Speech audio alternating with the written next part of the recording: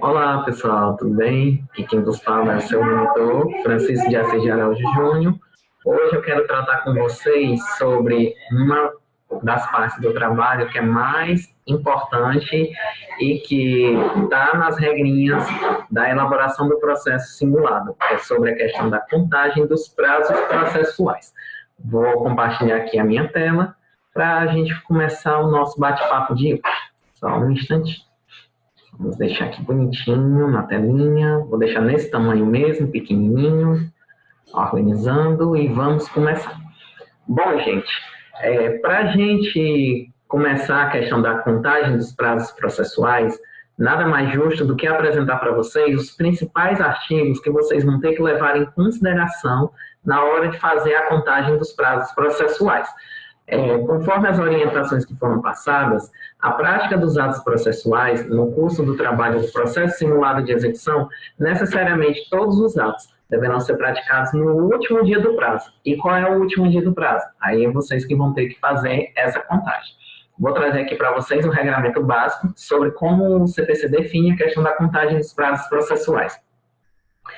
Vamos começar primeiramente com o artigo 218, que diz o seguinte: os atos processuais serão realizados nos prazos prescritos em lei. Isto significa dizer que todo e qualquer ato processual necessariamente tem um prazo específico, que na grande maioria está definido no CPC 2015, só que vocês podem considerar uma situação inusitada,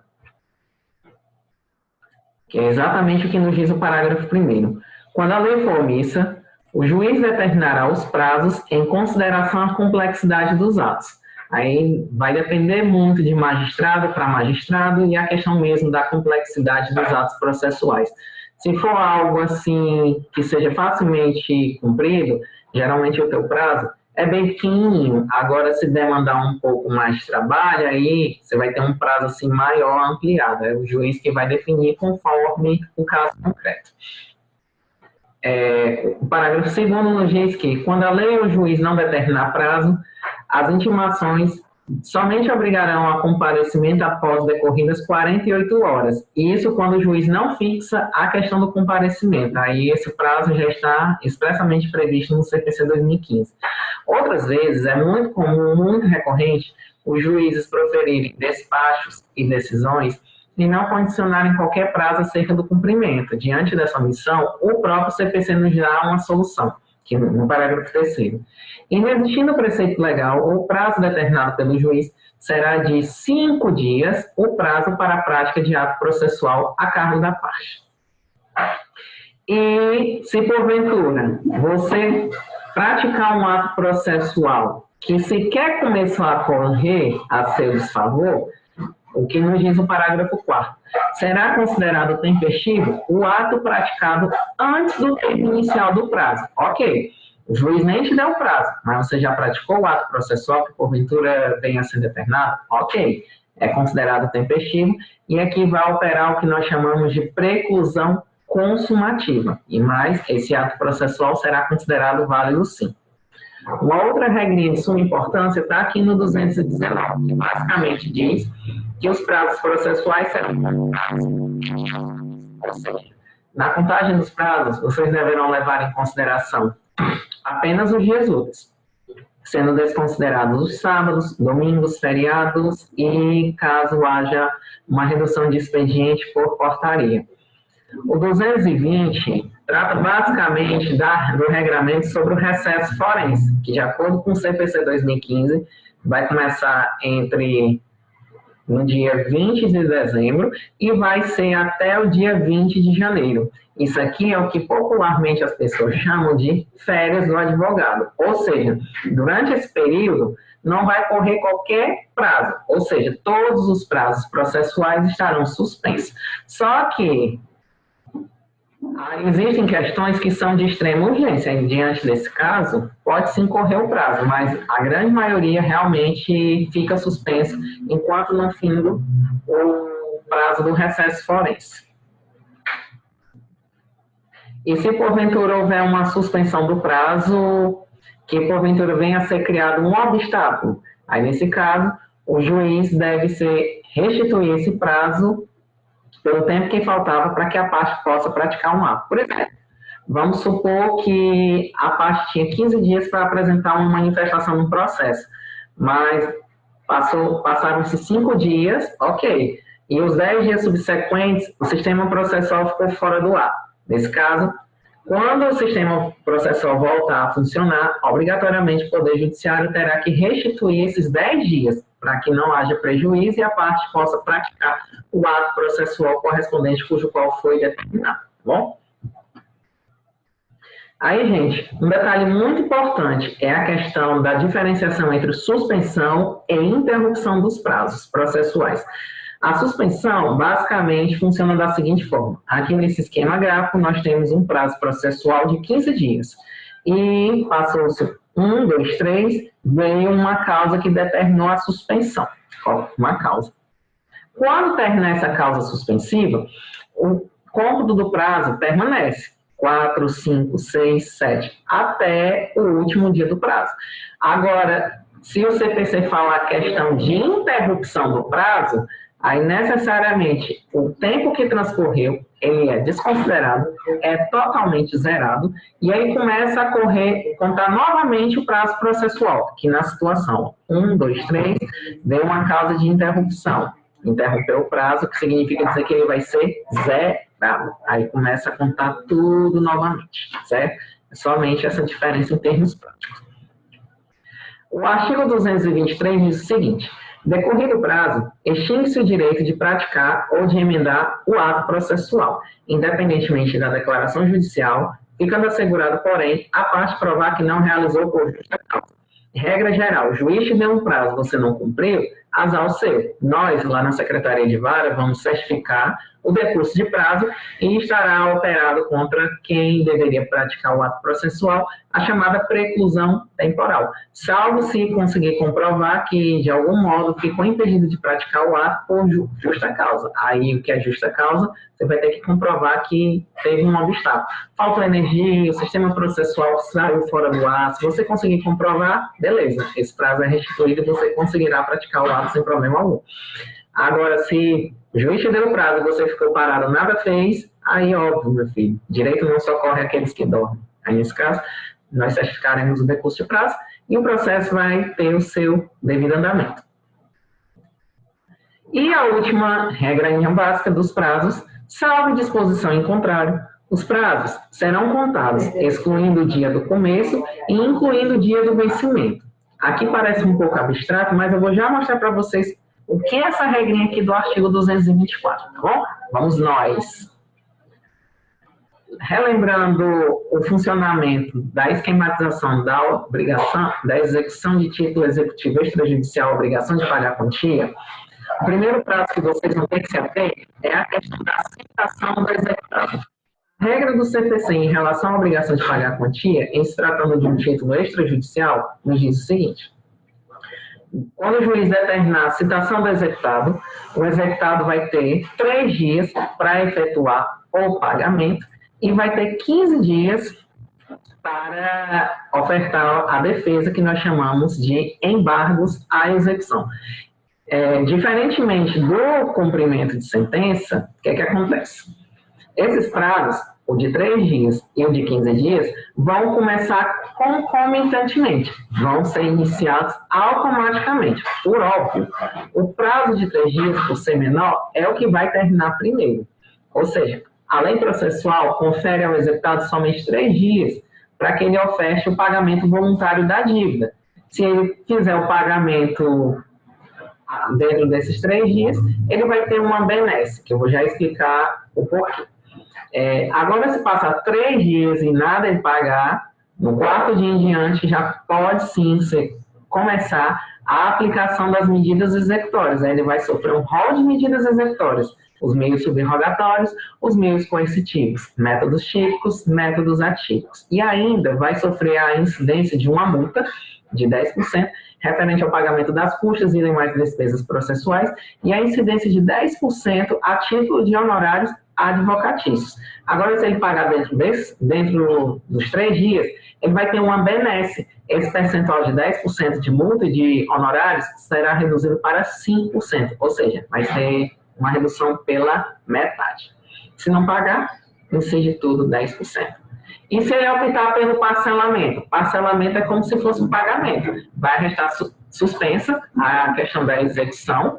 Obviamente, o executado tem que fazer um depósito de 30% do valor da dívida, pelo menos, e requerer o parcelamento em até 6 parcelas, independentemente da anuência do executado. Se ele quiser mais parcelas, perdão, independentemente da anuência do exequente. E agora, se ele quiser mais parcelas, aí ele vai ter que conversar com o exequente, celebrar um negócio jurídico processual pedindo a dilatação do prazo. Mas a lei processual, obrigatoriamente, confere a questão do parcelamento. Deposita 30% e pode parcelar em até 6 vezes. Agora, se atrasar uma das parcelas, acabou-se. Volta tudo a correr contra o executado e aí volta a incidir a multa e os honorários de 10% sobre o restante que não tivesse sido pago. Agora, se não pagar nada, aí vai incidir sobre tudo. E aquele depósito de 30%, se o exequente já quiser realizar o levantamento do valor, vai poder, porque ele não optou pelo parcelamento. Ok, então, tecnicamente, já é do exequente. E mais um detalhe, fez a opção pelo parcelamento, o executado está abrindo mão do direito dele de ofertar a defesa, que no caso é os embargos à execução. Então, ele tem que avaliar muito bem se vai querer, de fato, realizar o pagamento, seja visto ou parcelado, ou mesmo resistir à execução através dos embargos à execução. É isso que a lei processual nos diz. Vamos ver agora o regramento específico. Basicamente, o que é que eu disse para vocês? Quando o juiz determinar a citação do executado, será para pagar a dívida num prazo de 3 dias, e esse prazo começa a correr a partir do momento em que o executado for citado, não é da juntada do mandado nos autos. Se o oficial de justiça, porventura, fizer a citação dele, hoje não, que é feriado, tecnicamente não ia correr prazo, vamos supor, fizer amanhã um prazo, dia 13 de outubro. Aí, nesse caso, começa a contar no dia seguinte, 14. Ou seja, a contagem começou a partir da data que foi citada, mas sempre no dia subsequente, tá bom? E os embargos têm 15 dias, conforme o caso na forma do artigo 231, que tem várias formas dele ser citado, pode ser por carta, por mandado, por carta precatória ou edital. Mas a regra da citação por mandado é que uma vez ele citado por mandado, uma vez citado, já começa a transcorrer contra ele o prazo, do mesmo jeito que é o prazo do pagamento. Não é da juntada, mas sim da prática efetiva do ato da citação que começa a transcorrer o prazo, tá bom? Então, no nosso exemplo, 13 de outubro, ele foi citado. Se ele foi citado, começa a correr contra ele os 3 dias para o pagamento e os 15 dias para ele ofertar a defesa. Só que, de fato, a contagem começa no dia seguinte, dia 14 em diante, levando-se em consideração as regras do CPC sobre a forma da contagem em dias úteis, tá bom? Vamos dar continuidade aqui. Eu coloquei aqui no material de vocês um pequeno detalhe para vocês não se atrapalharem sobre a diferença na regra no cumprimento de sentença e no processo autônomo. No cumprimento de sentença, os prazos são sucessivos, ou seja, em um detalhe, o executado dispõe de 15 dias para pagamento do título judicial. Começa primeiro o prazo de 15 dias, terminou os 15 dias, começa o prazo para a oferta da impugnação, que é a defesa típica do executado em matéria de cumprimento de sentença. Já no processo autônomo de execução, aí a sistemática já é diferenciada. Os prazos são simultâneos e tanto o prazo para pagamento, que é bem menor se comparado com o cumprimento de sentença, quanto o prazo para apresentação dos embargos, começam juntinhos, concomitantemente, são simultâneos no caso, certo? Agora vamos aqui ao nosso exemplo. Antônia Maria Soares Pinto, brasileira, solteira, auxiliar de escritório, ajuizou demanda judicial de cobrança de um cheque, no valor de R$100 mil, em face de João Maria do Gomes Sampaio. A petição inicial de execução foi protocolizada no Poder Judiciário no dia 30 de julho de 2018, sendo esta distribuída para a 31ª Vara Civil da Comarca de Fortaleza em 1º de agosto de 2018. O juiz daquela unidade proferiu despacho de admissibilidade em 2 de agosto de 2018, determinando a citação do requerido, nos moldes do regramento da execução de título executivo extrajudicial, a obrigação de pagar a quantia, sendo expedido o respectivo mandado de citação a ser cumprido pelo oficial de justiça avaliador. No dia 3 3 de agosto, tá? Errei aqui na digitação. No dia 3 de agosto, o executado foi citado desse requerimento. Vou corrigir no material de vocês, tá bom? Aqui nós temos um calendário. Deixa eu reduzir aqui um pouquinho para ficar melhor, para mostrar para vocês. Um calendáriozinho. Bom, no caso, o executado foi citado aqui, ó, dia 3 de agosto.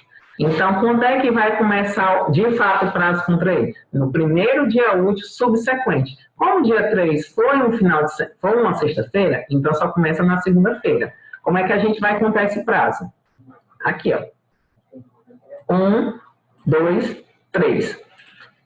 Dia 6, dia 7, dia 8. Corresponde aos 3 dias para o pagamento. O dia 8, tecnicamente, é o último dia que o executado dispõe, diante dessa situação aqui, para que ele oferte o pagamento da execução de modo voluntário, para que não venha incidir os 10% de multa e de honorários advocatícios contra ele. Agora, se passou do dia 8, infelizmente, aí já começa a correr as medidas executórias e os respectivos percentuais serão aplicados na dívida. Então, passou esses 3 dias, nós, lá na Secretaria de Vara, vamos fazer a nossa primeira certificação, que é a certidão de decurso de prazo, referente aos 3 dias do prazo para pagamento. Com essa certidão, o juiz já pode aplicar as medidas executórias. Inclusive, passou esses 3 dias, o próprio oficial de justiça já está com o mandado de penhora e avaliação nas mãos, que é tudo expedido num único documento. Após o 3º dia, ele já retorna à casa do executado para fazer o instituto da penhora, porque já tem a ordem condicionando isso. Pode, inclusive, fazer o arresto, ou ainda, caso o executado ofereça algum tipo de resistência em abrir a porta, inclusive, se tiver ordem no mandado nesse sentido, o oficial de justiça pode sim requerer o auxílio de força policial, bem como proceder ao arrombamento. Aí ele entra na marra. Mas lembrando que isso só pode ser praticado durante o dia, depois das 18 horas, não pode ser feito isso. O CPC 2015. Mas eu falei para vocês que os prazos, o prazo referente aos embargos também começa aqui, ó. Então, vamos contar aqui os 15 dias para que o executado venha apresentar os seus embargos. Foi citado aqui no dia 3, certo? Então, vamos. 1, 2, 3, 4, 5, 6, 7, 8, 9. Epa, por que eu pulei o dia 15? Olha aqui que aqui não tem nos dizendo dia 15. Ó. Foi um feriado. Lembra que a contagem dos prazos processuais não leva em consideração os feriados. 9, 10, 11, 12, 13, 14, 15. Vamos só certificar se a gente contou direitinho mesmo. 1, 2, 3, 4, 5, 6, 7, 8, 9, 10, 11, 12, 13, 14, 15. Então, o último dia que o executado tem, aqui no nosso caso concreto, para apresentar a defesa dele, os embargos, é até o dia 27. Se passou desse dia 27 e não apresentar os embargos, no dia 28, nós, lá na Secretaria de Vara, vamos certificar nos seguintes termos. Certifico que decorreu o prazo legal para que o executado oferecesse nos autos os embargos à execução e nada foi apresentado ou requerido. Mais ou menos nesses moldes. E é muito comum, às vezes, os executados perderem prazo e quererem apresentar os embargos de modo intempestivo. Vamos supor, o executado apresentou os embargos aqui no dia 28. Eu vou certificar que os embargos foram apresentados no dia 28. Eu posso dizer, eu, servidor público, que esses embargos são intempestivos? Não, porque a minha função enquanto técnico judiciário não é fazer qualquer tipo de juízo de valor. Eu vou apenas relatar o que aconteceu nos autos do processo. No caso, eu estou relato que o executado apresentou os embargos no dia 28, sendo que dia 27 era o último dia do prazo dele. Eu só vou relatar isso, aí em seguida os autos retornaram conclusos para o magistrado, e quando o magistrado for fazer essa análise tal qual eu fiz, ele vai lançar uma decisão rejeitando os embargos por conta da intempestividade, ou seja, aqui vai operar o Instituto da Preclusão Temporal. Por quê? Apresentou os embargos, intempestivamente, ou seja, fora do prazo.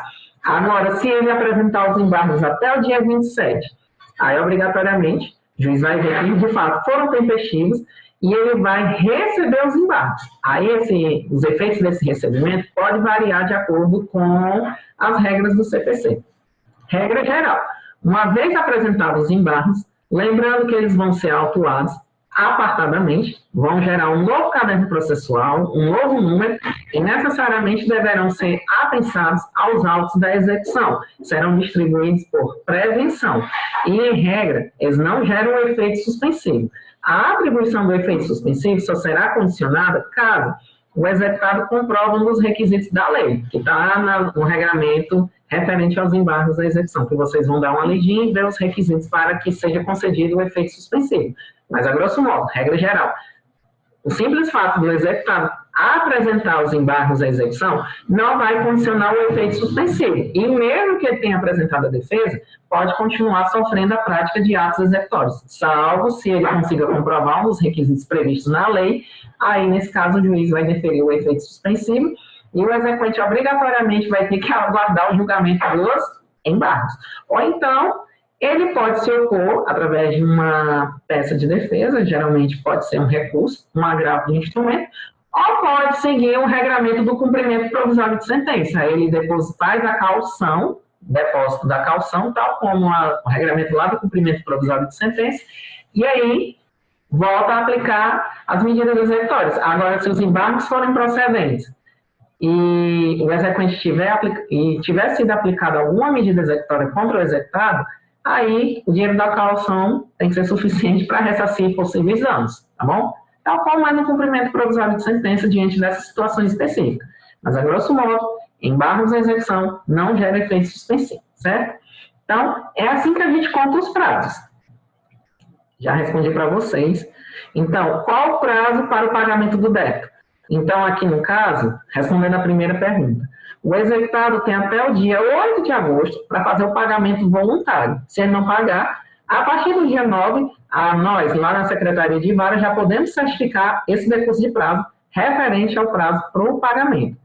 Em relação ao prazo para a apresentação dos embargos, o executado, diante desse caso concreto, tem até o dia 27 para apresentar os embargos. Se ele não apresentar, no dia 28, nós certificamos o decurso de prazo.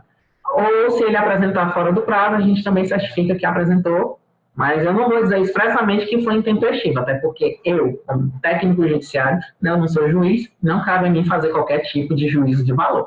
Mas o juiz vai ver, vai analisar bem direitinho e vai indeferir o recebimento por conta da intempestividade. Aqui os modelos de certidões que geralmente a gente aplica. Aqui, no caso, é a primeira certidão, decurso de prazo para o pagamento voluntário, modelinho. O segundo modelo, caso o executado não apresente os embargos, é esse padrão aqui que a gente coloca. E se ele apresentou os embargos, aí a gente lança esse outro modelo, depende da situação. Eu coloquei as duas formas. Registros processuais desta Secretaria de Vara, que geralmente a gente faz a consulta nos registros do processo através de um sistema informatizado, um antigo SPROC, onde a gente só fazia as anotações dos registros processuais, mas tínhamos também registros físicos na Secretaria.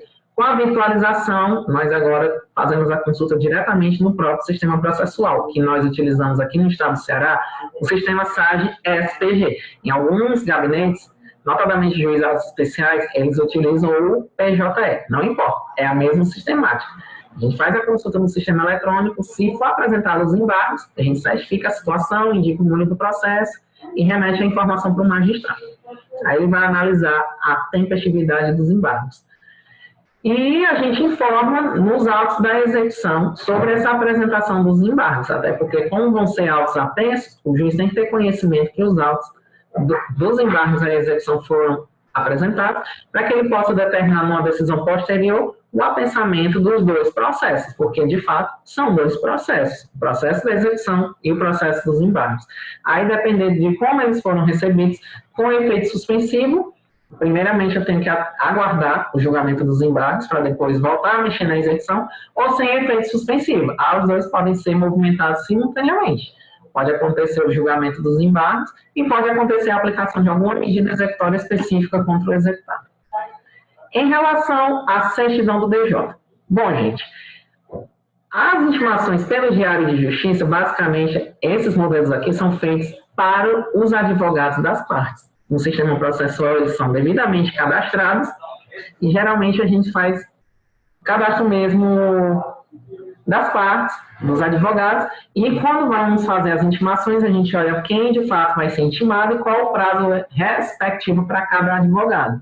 Regra geral, o prazo aqui são 15 dias. Aí, primeiramente, a gente vai lançar a primeira certidão, depois de fazer a configuração do expediente. Esse número aqui, gente, vocês podem criar, é um número de controle de ordem das publicações via Diário de Justiça. Cada secretaria de vara tem o seu controle. E aqui, no caso, foram intimados 2 advogados, ó. O primeiro advogado e o segundo advogado, respectivamente. Um é o advogado do exequente e o outro vai ser o advogado do executado. Pode ser qualquer ato processual específico. Ou seja, depois da decisão de recebe a petição inicial, os próximos atos processuais, necessariamente eu tenho que dar ciência a ambas as partes, tanto o advogado do exequente quanto o advogado do executado. Se não for dada essa ciência, pode ensejar, sim, uma nulidade processual e aí atrapalhar todo o processo. Então, por lógica, a gente, todo ato, todo despacho, toda decisão, toda sentença, necessariamente a gente remete à publicação, não para as partes, mas para os advogados. Salvo quando o comando judicial for específico para que a parte cumpra. Aí, nesse caso, a gente manda diretamente a comunicação para a parte, através de um mandado ou mesmo de uma carta de intimação. Até aqui.